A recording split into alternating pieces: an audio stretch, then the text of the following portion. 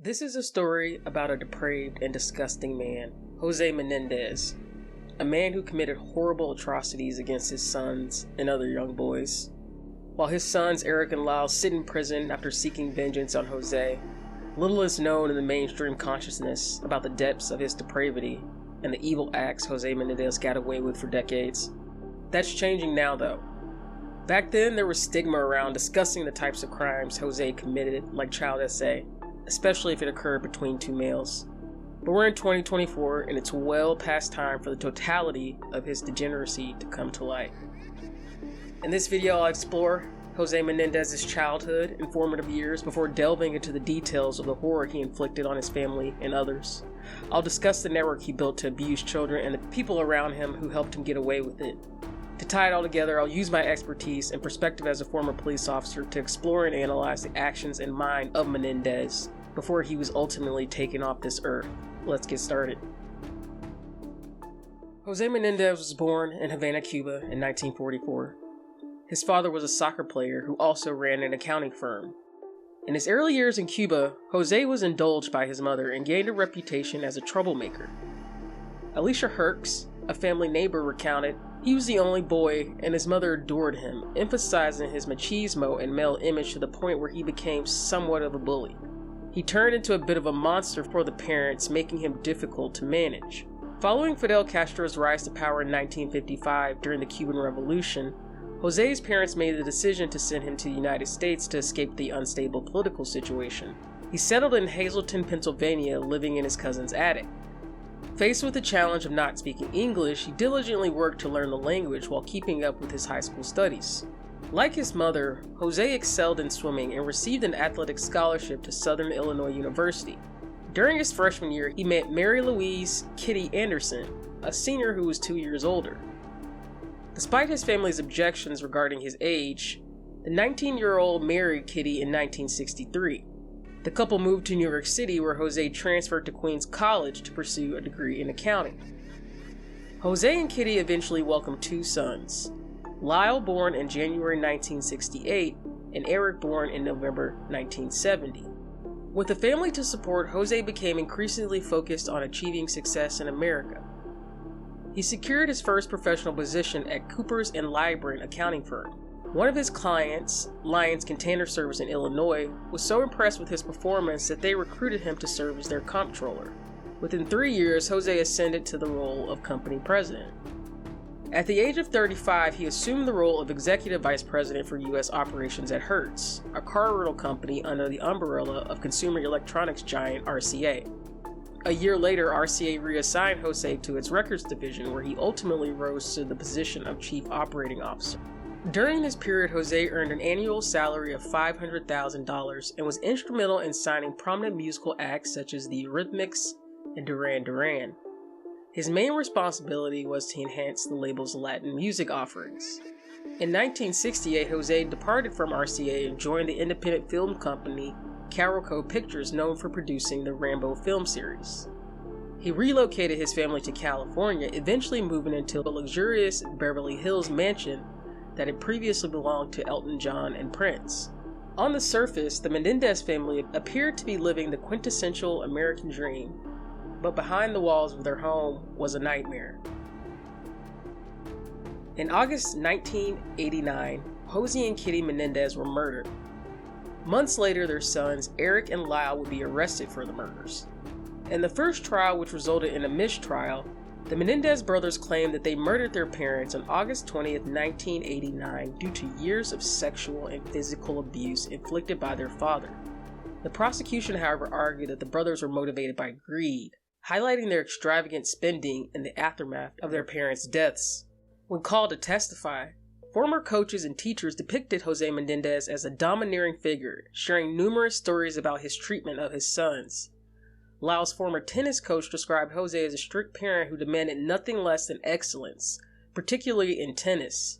Another coach testified about Jose's relentless ambition, noting how he would interrupt his sons' tennis practices or express dissatisfaction with their academic achievements, illustrating the intense pressure he placed on them.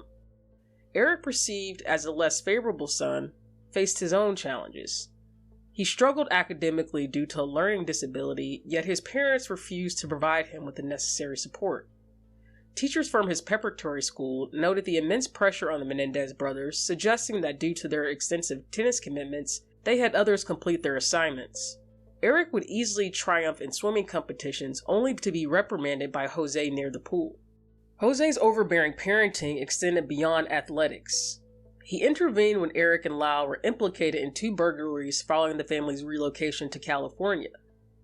Eric accepted the blame and received probation to ensure Lyle could continue his studies at Princeton University.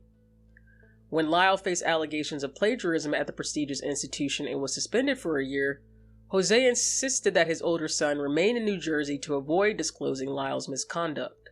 Lyle Menendez said that his father would also punch him in the stomach or whip him with the belt. He said his father once threw him into a coffee table, causing a cut that left a scar over his left eye. And at age 17, he said, when he finally dared to tell his father to shut up, Jose Menendez slugged him in the mouth, leaving his lips scarred. Both Eric and Lyle testified that the sexual abuse began after tennis practices, with Jose initially fondling Lyle before escalating to forced oral and anal sex. Lyle would testify that his father sexually abused him from 6 to 8. Eric has said that his father abused him from age 6 up until a few weeks before the brothers killed him. Lyle recounted that the sexual abuse from his father only stopped when he shifted his focus to Eric. Lyle, seemingly bewildered by the nature of their family interactions, admitted to having molested Eric as well. A cousin of Lyle and Eric testified at the first trial that when she slept over at the house around the time Lyle was 8, Lyle would often come to her room and ask if he could stay the night with her. Lyle confessed to her that he was scared to sleep alone because Jose would come into his room and he and his father would touch one another in the genital area. Another cousin remembered Jose would shower with Eric and Lyle after tennis practice. He said the brothers were also locked up often, and that while helping them clean their room, he once found a Tupperware container filled with feces under a bed. It was also revealed during the trial that at the age of 12, Lyle wrote an essay about a father sentenced to death for molesting his child. A cousin of the brothers also reported that Jose, at one point, shoved his penis into one of his 7-year-old son's mouth so violently, he had to go to the hospital to treat injuries to his soft palate and throat. During the attack, Kitty turned the television sound on so his cousins wouldn't hear the loud cries. Multiple extended family members remember times when Jose Menendez would take Eric into a bedroom for hours, only for him to emerge alone saying Eric felt sick. The same relatives, Eric and Lyle's cousins, recounted that one day, when they were visiting the Menendez house, Eric demanded a lemon to eat and would often cover his food in ketchup. Later, Eric testified that he ate lemons and ketchup to numb his mouth in an effort to mask the taste of his father's semen. The cousins say the men never told them about the abuse when they were children, but each of them remembers not being able to interfere or ever enter into closed rooms when Jose Menendez was with one of the boys. When Eric was 18, after a confrontation with his mother, which took place 6 days prior to their parents' murders, he disclosed to Lyle that he had been subjected to molestation for several years. This revelation left Lyle feeling angry and bewildered, particularly regarding Eric's lack of resistance or disclosure about the abuse over the years. Eric and Lyle confronted their father about the molestation 3 days before the incident. During this confrontation, Lyle threatened to reveal their father's actions, prompting Jose to visit Eric's room and issue a bail threat against him for confiding in Lyle. Eric testified that Jose warned him against sharing the information with anyone else. When questioned directly, Eric suggested that his father had previously threatened to kill him if he ever spoke out about the abuse. He expressed a belief that both his parents posed a danger to him and Lyle, viewing his mother as complicit in the potential violence. Eric interpreted his mother's comment about things possibly improving if he remained silent as a sign of her involvement. Kitty's behavior was equally troubling, as she failed to protect either boy and abused them just like Jose did. Testimonies indicated that she subjected them to relentless verbal abuse, expressing a wish that they had never been born. Allegations also surfaced that Kitty threatened to poison the family on several occasions. The boys noted that she would report their misdeeds to Jose, fully aware of the punishment that would follow. In a phone interview, Eric revealed that he had initially believed Kitty was unaware of the abuse, but later discovered she had known about their father's actions all along, a realization from which he never fully recovered. Lyle Menendez testified that his mother was very strange and frequently violent, and that she, like his father, sexually abused him. When he was 11, she would go topless in front of him, wear an open robe, or go naked asking him how she looked. Until she was 13, his mother would wash his body everywhere and show him pictures of her in bikinis. It was about then, he said, that he shared her bed and she washed him in the bathtub. There were times, he said, that Jose Menendez also was in the bed. Following a second trial in which cameras were forbidden and testimony about sexual abuse was limited, the juries voted to convict the brothers of first-degree murder and conspiracy to commit murder. More than 30 years later, Eric and Lyle are in prison together and remain steadfast in their innocence. Although the brothers' claims against their father were never proven in a court of law, there have been numerous other substantiated stories of Jose's abuse and other crimes. In fact, just last year, Roy Rosello, a former member of the Latin group Menudo, the boy band that Jose helped sign, accused the late music executive of raping him at a party during the mid-1980s. Rosello, who performed in Menudo from age 13 through 16, previously claimed in 2014 that band founder Edgardo Diaz also repeatedly sexually abused him. Diaz was also the longtime manager of the group and came up with the idea to swap the boys of the group out when they turned 16. Despite stories circulating for years beforehand, it wasn't until 1991 that Diaz was publicly accused by an ex-member of Menudo of sexual abuse. He denied the allegations and was not arrested or investigated. Before he passed, Ray Reyes, who was a part of Menudo from 1983 to 1985, called Diaz a pedophile who had many victims. Diaz was also accused of sexual abuse by former Menudo member Ralphie Rodriguez, who said he saw Diaz having sex with a boy when he was a member of the band. One member of Menudo remembers Diaz always shared his hotel room with one of the young boys in the group when they were on the road. It is alleged that Diaz abused at least 9 former members of Menudo. He kept the boys quiet by promising them solo careers, money, gifts, or threatening them with violence. Diaz has refused to comment when asked about the allegations. Jose Menendez was also predatory and abusive towards members of the group. A former assistant of Jose Menendez alleges he was obsessed with the band Menudo, particularly group member Ricky Martin. Jose would brag to relatives about how much freer and sexually fluid the young members of Menudo were. This was in contrast to the strict and old-school standards Menendez thrust upon his own sons. Rosello calls Menendez a monster and a sexual predator. He says that he first met Jose Menendez when Menudo was invited over to his home in his role as the president of RCA Records. Rosello says he immediately felt a dark energy in the house, an energy of abuse. While at the house, Diaz and Menendez gave Rosello wine to drink, even though he was only 13 at the time. He says Menendez made him finish the entire glass, and before long he felt woozy and had no control over his body. Rosello alleges that Menendez then took him into a room alone and raped him.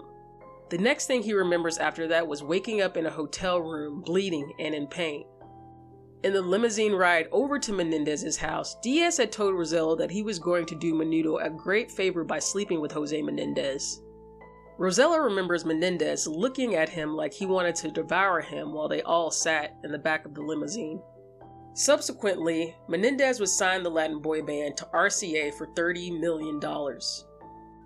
Rosello contends that he began using drugs as a medicine to deal with the abuse and says that being in the band was the worst thing that ever happened to him. Eric told an interviewer that he remembered his father choosing the boys that would end up in the band, that he remembered his father specifically taking one of the kids and going off and saying he wanted to talk to him alone, and they went off into the house. Menendez would end up hosting multiple parties or attending various events at which Menudo was present. Lyle added in a separate account that he had hoped someone would speak out about his father sooner because it might have made a difference at the brothers' trial. Former Menudo member Roy Rosello says he is willing to cooperate with attorneys to help free Lyle and Eric. Rosello also says he believes Jose Menendez deserved exactly what happened to him. On October 3, 2024, Los Angeles County District Attorney George Gascon said that his office would review what he described as new evidence that the brothers were molested, a move that could lead to their resentencing and possible release from prison. The brothers' petition that resulted in the review also detailed a recently discovered letter that defense attorneys say was written by Eric Menendez 8 months before the 1989 shooting that suggests sexual abuse by his father continued into his late teenage years. As the sexual depravity of the music industry has been uncovered these past few years with the likes of R. Kelly and P. Diddy being exposed, learning about the abuse at the hands of Edgardo Diaz and Jose Menendez is indicative of the fact that the perversion goes all the way to the top. Diaz essentially sold Roy Rosello to Jose Menendez in exchange for a contract with RCA. How many other children have been sold off as sex slaves in exchange for contracts and money in the music industry in Hollywood? Diaz abused multiple members of Menudo for years, and the people he worked with knew about it and did nothing. They are accomplices in the abuse. Over and over again, stories of kids and women and men being abused in the industry are coming to light, and the only thing I want to see is for it to stop. Send these predators to prison and stop blaming victims. Jose Menendez deserved everything that happened to him. This concludes today's story. For more true crime cases and celebrity stories, please subscribe to the channel. Until next time.